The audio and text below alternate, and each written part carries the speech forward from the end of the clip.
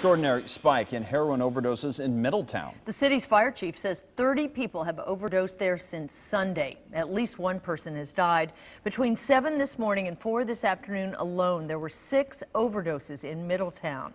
And Chief Paul Lally says that number could reach 12 by 7 tomorrow morning. We know the impact the heroin epidemic is having as dozens of people across the country and county area die each day. And it's putting a tremendous amount of pressure on health insurance as claims skyrocket.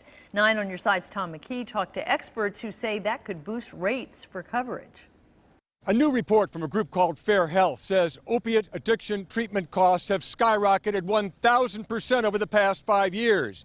That's put pressure on the insurers' bottom lines and could mean more money coming out of your pocket. Stephanie Isaac began using drugs when she was 22 and wound up on heroin.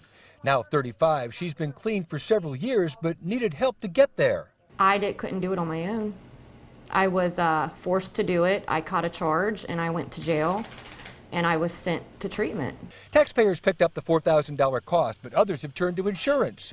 Fair Health says in 2015, the average cost for opiate dependence treatment was $19,000 compared to $3,400 for people without the disorder. Healthcare underwriter John McConaughey says that could mean rate hikes for everyone. It's going to have some effect. I mean, if you have such high increases in treatment and the insurance companies are spending a lot more money, they get their money from premiums. Isaac says she's okay with that. The more people that get into treatment and start treating their addictions, I'm more than willing to pay a little more extra. Sandra Keene, president and CEO of the Center for Addiction Treatment, says some of that's due to requirements to treat the physical and mental aspects of addiction. These numbers are only going to go up, again, because of the number of people who are sharing needles.